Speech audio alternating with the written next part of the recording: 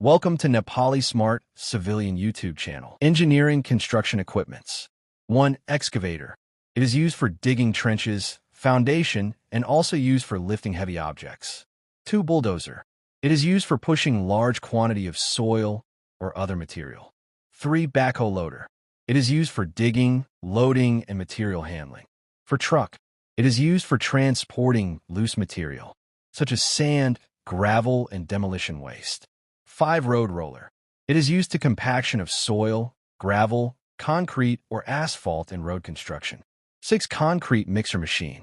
It is used to mixing cement, sand, gravel, and water to form concrete.